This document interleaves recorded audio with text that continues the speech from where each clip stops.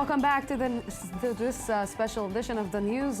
Today, the European Union is reportedly interested in opening negotiations with Israel to prevent action in the West Bank, deemed red lines, which may jeopardize a future Palestinian state. Officials in the Israeli Foreign Ministry are concerned the negotiations are prelude to further European sanctions against Israel. Alongside this, the Jordanian government asked Israel this week to provide clarifications over a bill which seeks to change the status quo in the Temple Mount by letting Jews pray at the site.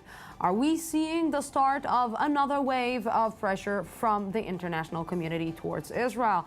And how should Israel respond? Joining me tonight to answer this question is Mr. Ashraf Al-Ajami, former Palestinian Minister of Prisoners Affairs. Good evening. Thank you very much for coming. Good evening.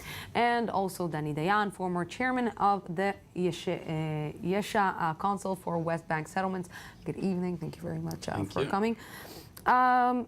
Maybe the international community also gave up on Israel. Maybe it's about time that the international community will say, okay, you don't know what to do with yourself. The Palestinians don't know what to do with themselves. Maybe it's about time that we will put the red lines and we will decide what will happen there. Well, I don't think that, by the way, the term red lines wasn't mentioned in the document that was published today in Haaretz, neither the word sanctions. So I think that, again, we are playing the game that we are very much used to, of frightening ourselves too much. We knew in the past, even a minister, Ehud Barak, talked about an imminent diplomatic tsunami, and it didn't happen. Ministers talked about an imminent third intifada, and it didn't happen. So I would suggest to all of us to keep calm and go on doing what is best for Israel's interest. I don't believe, even for 1 minute, that the Israeli government is going to negotiate with any foreign country, whether the United States or the European Union, about construction in Jerusalem. It's a vital interest of the State of Israel. Without that construction, Jews will become a minority in Jerusalem, and this is a thing that Israel cannot allow to happen. Therefore, I think that the government of Israel will take it seriously the letter of presented by the European ambassador. But I am sure and positive Prime Minister Netanyahu and his cabinet will go on keeping what is best for Israel's interests. If we're looking at the reality, okay, the reality is saying that the capital of Israel, of the state of Israel, the Jewish country, is Jerusalem. So by law, why shouldn't Jewish people live in Jerusalem or continue building in Jerusalem when this is the capital of Israel? But there is no even single party of this world recognizes the Jerusalem as the capital of Israel. Even United States of America doesn't recognize East Jerusalem or Jerusalem as the capital of Israel. So it is a problem for Israel that Israel annexed the East Jerusalem to their lands, to its lands, without any agreement with any party of the world, and it is until this moment an occupied territory. East Jerusalem, like West Bank, like Gaza Strip, they are Palestinian territories occupied in 1967. So what the Israeli government does in these territories as illegal, and there are objection in the whole countries. Mr. Al-Hashami, do you see a situation that Israel will give up on Jerusalem? I think there must be a compromise in Jerusalem between the two sides. I speak about many kinds of solutions to this problem.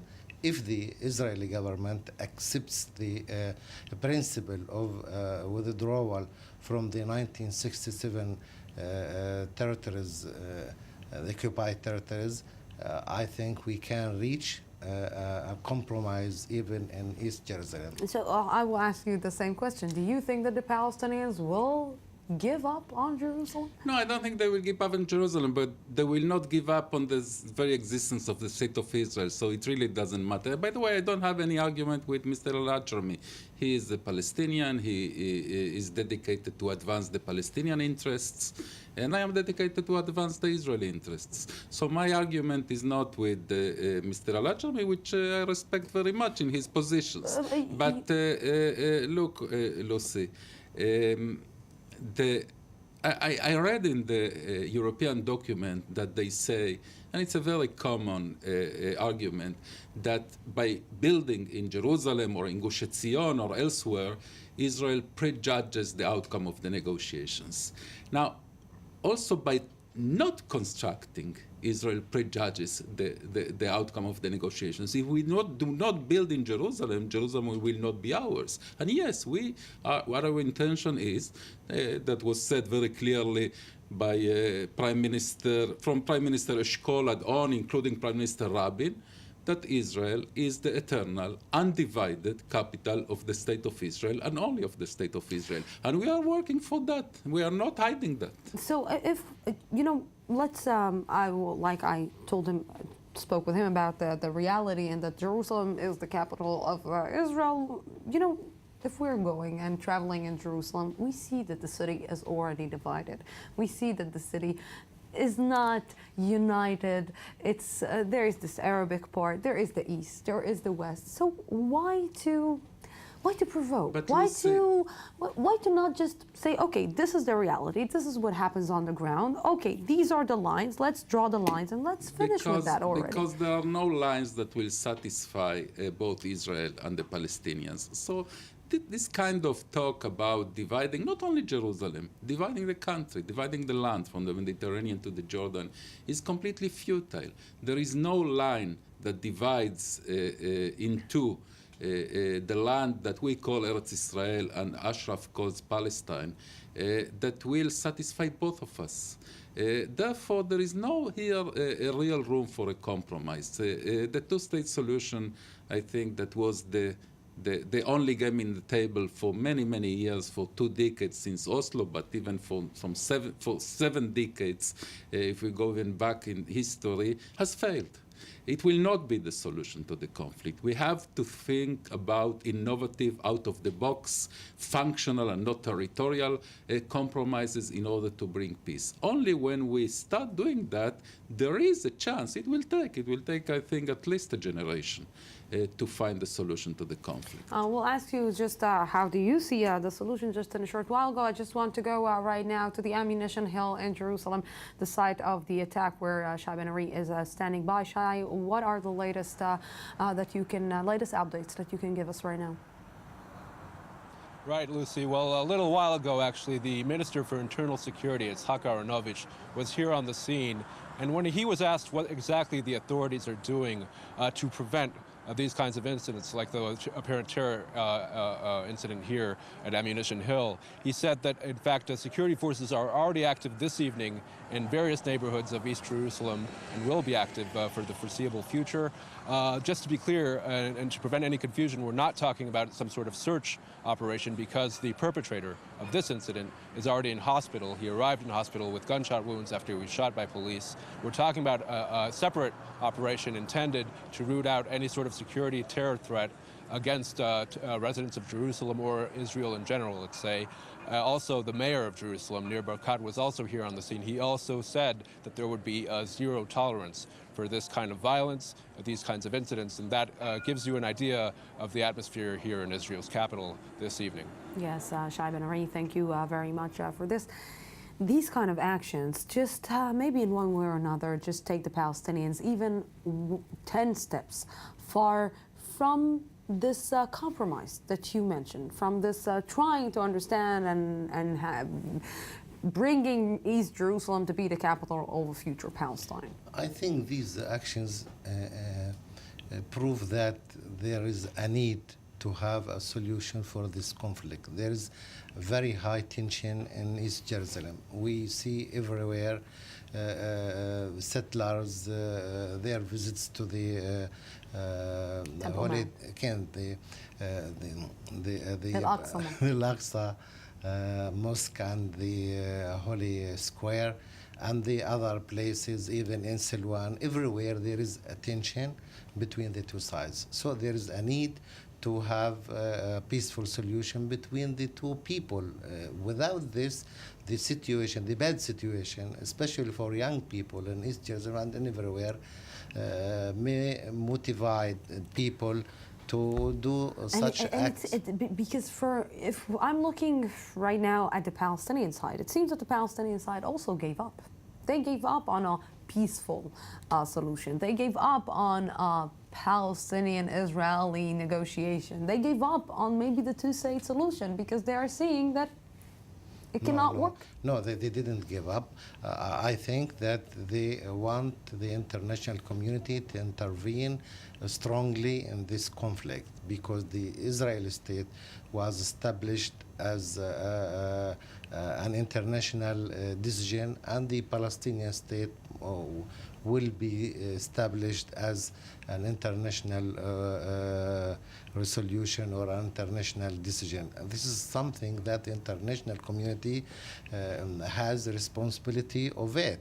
So we want to go to the international law, the international resolutions, everything to help us to reach an agreement with Israel. We want negotiation, but without these ambiguity of the references of the negotiation. You know, there is a big sentence that we know from Prime Minister Benjamin Netanyahu, the famous sentence, "Hem mefachadim," they are afraid. And it seems that Israel is a little bit afraid from the international community. It's afraid of what the international community would say, because the minute that maybe, in one way or another, President Mahmoud Abbas is trying to play in the same trying to play the same game in one way or another that Israel is playing, Israel saying, whoa, just a second, this is our game, this is not your game, this is our field, this is not your field, don't mess with us in this arena.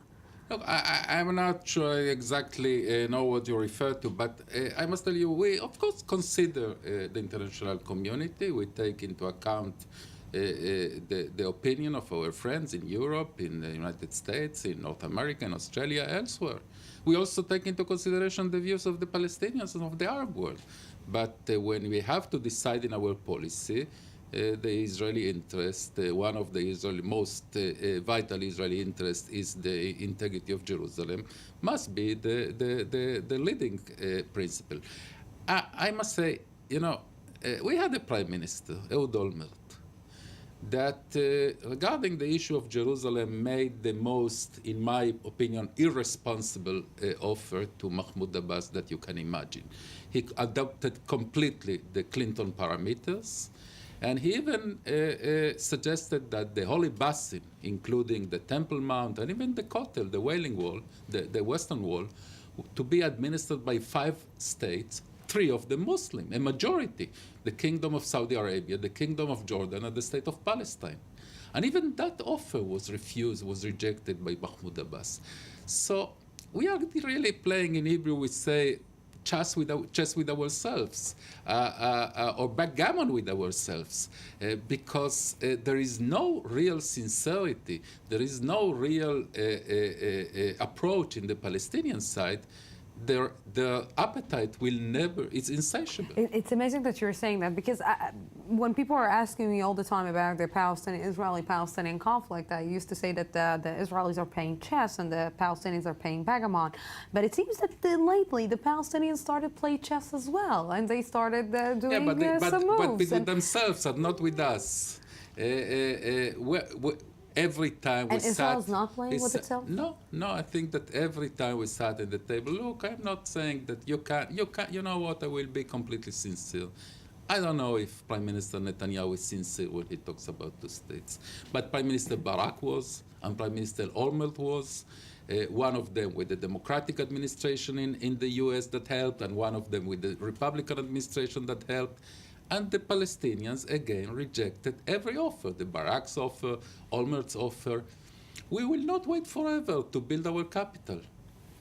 I don't think that they refused the offers to have two-state solution based on 1967 borders. And when we speak about the Barak offer, it wasn't offer.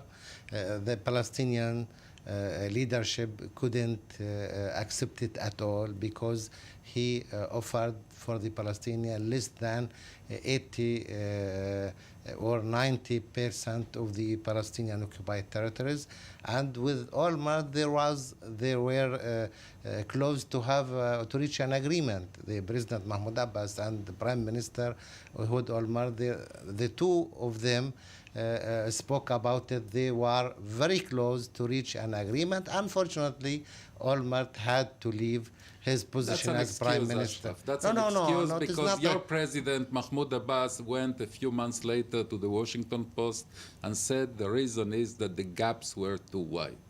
No, I don't think so, because the gap was in the swap between the two sides. The Ehud Olmert suggested to the Palestinian leadership to annex about 6.5% from the Palestinian territories. The President Mahmoud Abbas accepted about 2% of these territories, and they have to reach an agreement between these 2%. 4% only? What prevented the peace. You know, between the Israelis and the Palestinians. The Olmert offer will never be presented again. That is the most far-reaching offer any Israeli prime minister. By the way, that's Olmert's words. He said for 50 years, I think forever, no Israeli prime minister, for sure after the Gaza experience, will present something similar to that. You started talking about the Gaza Strip. UN Secretary General Ban Ki-moon told the UN Security Council on Tuesday of his plan to investigate attacks on UN facilities during Israel's recent operation in Gaza, as well as the use of UN sites to store weapons used by Hamas to fire on Israeli cities. Shai Ben-Ari has more on the UN plans and the Israeli response.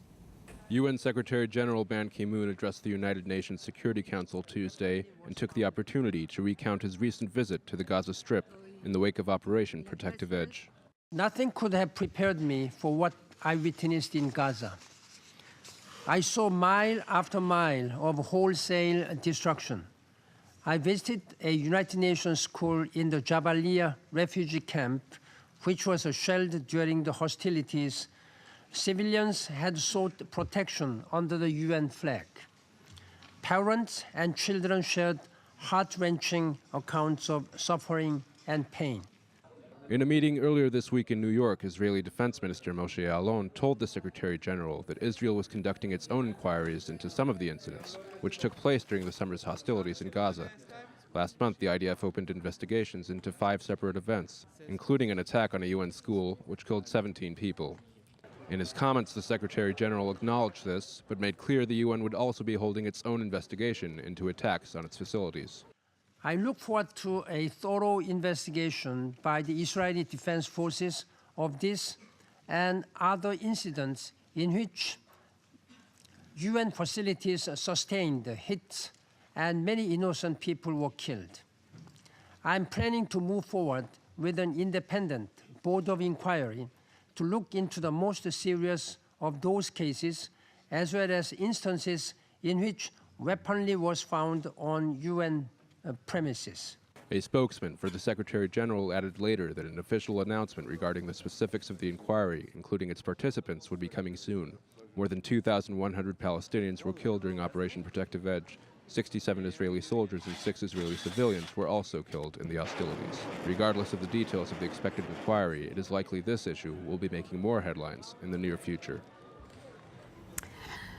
Yet again, we see that each and every operation that Israel conducts in the West Bank, or let's say the Gaza Strip, brings the flames of the entire world against it, although Israel finds itself in a position where it is being under attack.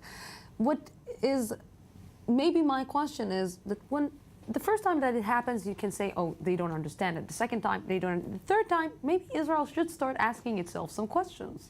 You know, Lucy, it's very interesting what you just said, because the great damage to Israel's international position, international image, is not because of operation Israel does in Judea and Samaria and the so-called West Bank. The great damage comes from our operations in Gaza. And why? Because he left Gaza. And then we cannot make surgical operations. We have to bomb, and we have to shell, and we have to use F-16s. That's a clear lesson that I learned from the withdrawal from Gaza, the so-called disengagement, that Israel cannot do the same mistake again in Judea and Samaria, the West Bank, because if we put Tel Aviv and Jerusalem at the doorsteps of a Palestinian state high on the hills of the Judea and Samaria, and as I am sure will happen, Khaled Mashal or Ismail Haniyeh come to power. One of them will be the first president of independent Palestine, either by bullet or by ballot. Then we will pose the same situation, and we will be helpless. That's my lesson from the uproar that I see in the international community by our operations in Gaza. Do you see it happening? No, I think the problem that the Israelis did this disengagement one-sided. The Israeli government decided it alone. They didn't want to cooperate with the Palestinian Authority to make it step as But isn't it what the Palestinians are trying to do right now with the West Bank? No. By the unilateral steps that are trying to do in front of the UN and the international community? No. We want to have a peaceful agreement with Israel. We want the international community to push Israel to have this agreement. We want resolutions that the Israelis accept them to as a reference for the negotiation. We want a peaceful negotiation and but you want that the world will recognize a state of Palestine before that the one who is occupying the state of Palestine will recognize the state of Palestine. So this... No, there is no contradiction between these two things. At least we want an international pressure on Israel, and this pressure will lead the Israeli government to accept the solution that the whole international community wants it or sees it as a just solution for this conflict. You know, in one way or another, if we're looking right now at the security maybe arrangements that there is between the Israelis and the Palestinians in the West Bank, it's working. Israel is working with in a good way with the Palestinians. They are managing to work together. They were managing with the information and the intelligence that they got to let's say take and find the two people who murdered and kidnapped the three boys. So there is some kind of a cooperation. So maybe a disengagement from the West Bank won't be so bad. Exactly the contrary. I mean, the cooperation exists because we are on the ground, because the IDF and the Shabak, the Israeli Secret Service, are on the ground. The moment we leave Judea and Samaria, we withdraw our forces, then the Gaza scenario reappears. Then, let's put it bluntly, the political life, also working the political in the life, Gaza Strip. the political life, and maybe also the biological life of Mahmoud Abbas and his colleagues, I hope not Mr. Al-Ajrami, will come to an end. The skyscrapers in Ramallah from which Hamas people will throw the Fatah leaders are much higher than those in Gaza. But you know, the intelligence forces are also working in the Gaza Strip. The intelligence no, not in the way. Of course, there is no cooperation, but not cooperation, in the no. They are. There One is of the reasons that, gathering. for instance, we could not release Gilad Shalit in Gaza is the fact that we are not there. Do you see this scenario? Do you see the scenario that maybe Mahmoud Abbas cannot control the West Bank by himself without Israel? Maybe Israel just prevented a coup that was supposed to happen in the West Bank that Hamas planned. So maybe Mahmoud Abbas needs Israel. You don't see the situation nowadays. Hamas failed totally to keep controlling Gaza Strip. Hamas now went towards Mahmoud Abbas, and they have together the unity government, because Hamas wouldn't have the international recognition of it, even the Arab recognition of Hamas, even after the winning the election in 2006. This is a problem for Hamas, because Hamas until this moment is not. What is preventing Mahmoud Abbas to take the power in the Gaza Strip right now? Until this moment, Hamas movement is the only party who has the force, the power in the Yeah, but Gaza they took Strip. it by force. Why Mahmoud Abbas is not taking it back by force? Let me ask like the children. Why, if they took it by force, why Mahmoud Abbas is not doing it? He hasn't forces to win Hamas by force. But it is also not the Hamas, the President Mahmoud Abbas attitude. He is against the conflict, the armful conflict with the Hamas movement. He didn't want to have clashes with Hamas. He wanted Hamas to realize that they cannot control Gaza Strip forever, and they cannot get the recognition from the But Arab he didn't world. really forgive them for what they did in 2000. No in one can 2006. forgive them about what they 2007. did, but unfortunately they are a part of the Palestinian society and they can deal with it. Now Hamas goes towards Mahmoud Abbas. They want to have some kind of recognition. They want to integrate in the Palestinian movement. This is good also for the peace process. You started with a very pessimistic, let's say, approach. Realistic. Pessimistic approach. Do you see a solution? Well, in the long term, they will have a solution, but on the short term, we have to go to Plan B, and Plan B is to make improvements on the ground, on the human side, and not on the national side, not on the political side of the conflict. Gentlemen, thank you very, very much for being with me in Thank you, this Lucy. part. This concludes this special edition, a reminder of the day's events. An attempted terror attack in Jerusalem in one of the city's eastern neighborhoods has left at least 8 people injured and one 3-month-old baby dead. The perpetrator is reportedly a resident of the Silwan neighborhood who served jail time for security offenses. Tomorrow, we will be here at the same time, same place, let's hope with better news. Thank you very much for being with us tonight. Good night.